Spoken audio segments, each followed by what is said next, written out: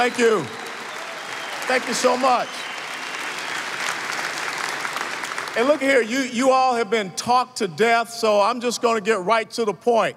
Welcome to my hometown of Atlanta, Georgia.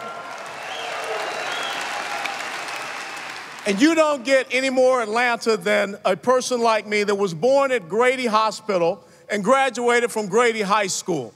You don't get any more Atlanta than a person that sold Cokes at Atlanta Fulton County Stadium, that was there when Hank Aaron crushed Al Downing's little pitch and hit 715 over the fence.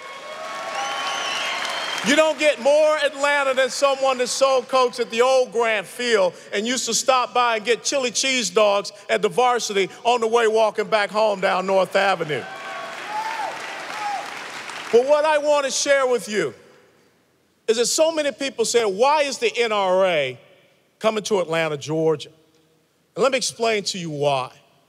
Because my neighborhood, the old 4th Ward, just about 5 miles east of the downtown area, is the neighborhood that gave us the great civil rights icon, Dr. Martin Luther King Jr.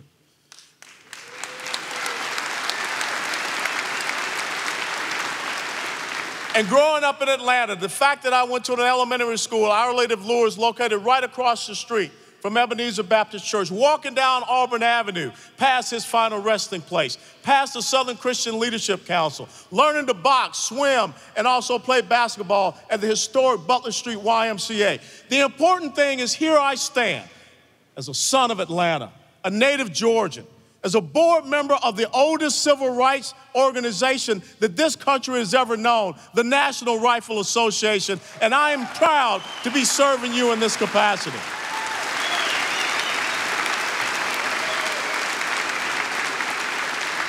Earlier, you heard the President of the United States talk a little bit about a history. Because just a few days ago, 242 years, that shot was fired that was heard all around the world. But the thing that a lot of people don't realize is, why were the British marching up north out of Boston? Why were they met at Lexington? What was their ultimate objective? It was to get to Concord. Because at Concord, they had the intelligence that Americans were making weapons. Americans were making muskets. Americans were producing ammunition.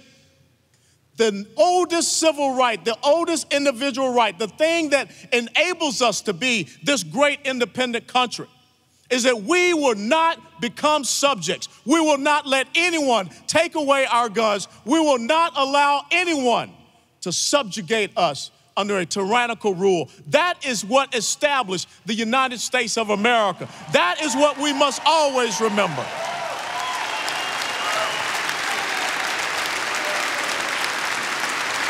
Our founding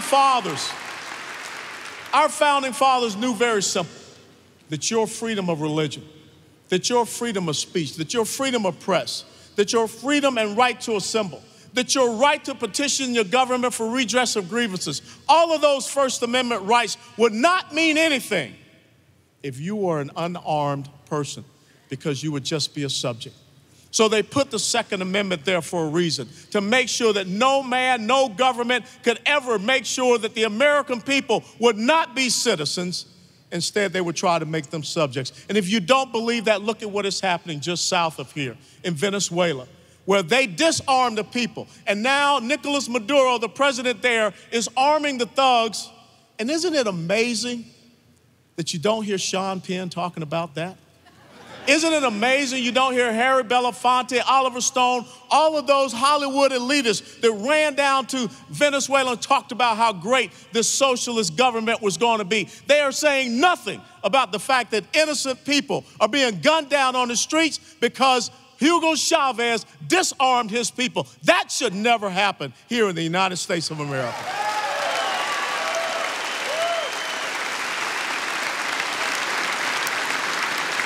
It's amazing to me that that first most important right, the reason why those Minutemen answered the call of service there on Lexington Green, the progressive socialist left wants to tell us about all these other rights. They want to tell us that we have a right to kill our unborn children, to rip them apart in the womb. But yet they want to tell us that, as it said in the Seattle City Council, that law-abiding Americans must submit a gun violence tax, because it's your responsibility as a law-abiding citizen, a gun owner, to pay an additional tax for what criminals are doing out there. That's not something that we should be doing. That is infringing upon your Second Amendment right. It's amazing. It's amazing to me that once the former governor of Georgia, Jimmy Carter, when he became president, came up with this idea that every American had a right to own a home with the Community Reinvestment Act. But yet we still have people from that party that say we do not have a right to have a firearm in the own home that they say that we have a right to own. That is a hypocrisy that is beyond belief. They tell us that we have a right to health care. They tell us 5 Supreme Court judges in the Obergefell versus Hodges case, they created a new right, a right to be married. And they declare, which is something they are not supposed to do, is make law, but interpret law, that same-sex marriage will be the law of the land of the United States of America. So why is it that I, as a former lieutenant colonel, former member of Congress, a law-abiding citizen with a concealed carry license, cannot carry my weapon in every single state in the United States of America? Who are these people to tell us that they can make certain rights, certain laws, but yet the most important right, the most important law, and doesn't the 14th Amendment, the Equal Protection Clause, apply to us? Obviously it doesn't. That's what we must stand up for.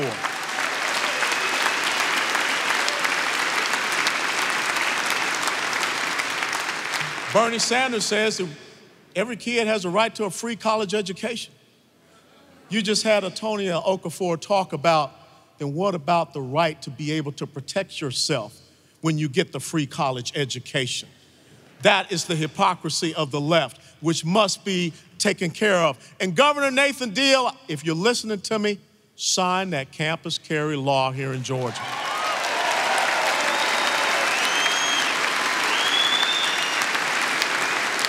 It is amazing to me that we have cities in the United States of America that are saying that criminal and illegal immigrants have a right to stay in the United States of America, but yet we as Americans do not have a right to protect ourselves against these criminal illegal aliens. As long as we have gangs, such as MS-13, that are walking our streets, confronting Americans, killing Americans, as long as we continue to have Islamic jihadism here on our shores in the United States of America. And my last duty assignment was Fort Hood, Texas.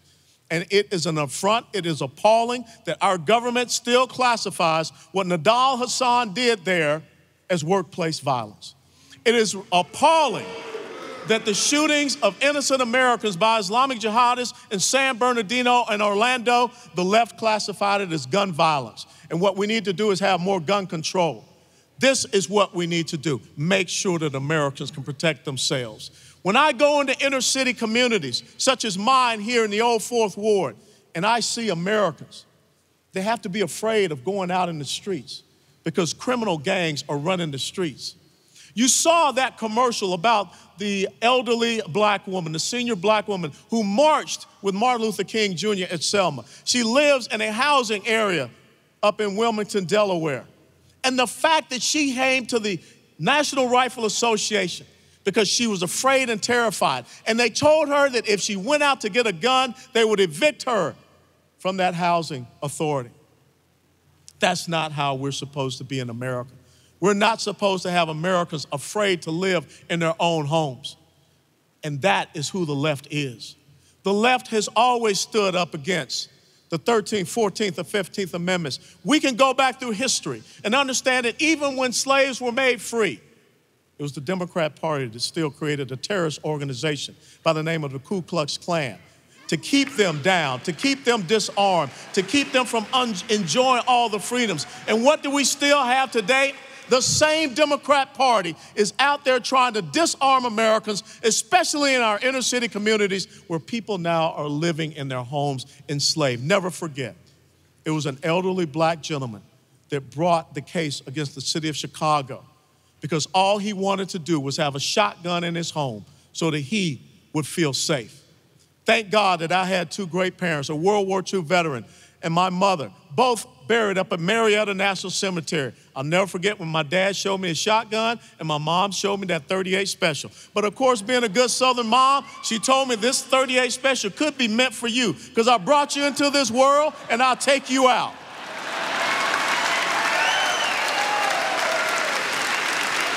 Y'all know what I'm talking about, them Southern mamas. We dodged an incredible bullet in the 2016 election. But do not think this is over. You still have Michael Bloomberg out there. You still have all of these anti-gun factions that are out there. And we need you to be part of this great organization, the oldest civil rights organization that this country has ever known, the organization that stands up to make sure that your First Amendment rights are protected, the organization that looked to an inner city kid here and allows him to be on this incredible stage. See, things like that only happen in America. And if we don't protect these great freedoms that we have, then someday our children and grandchildren will look and say, why did you let me down? I don't think that that's what you want to have happen. Go out and enjoy a great 146th NRA Annual Meeting and Convention. But I want you to be committed. I want you to be committed and know, just the same as I know, as a son of Atlanta, as a native Georgian, as a proud Southerner, as a Christian, as a conservative, as a husband, and as a father, I am the NRA. And I am freedom's safest place. God bless you all and thank you.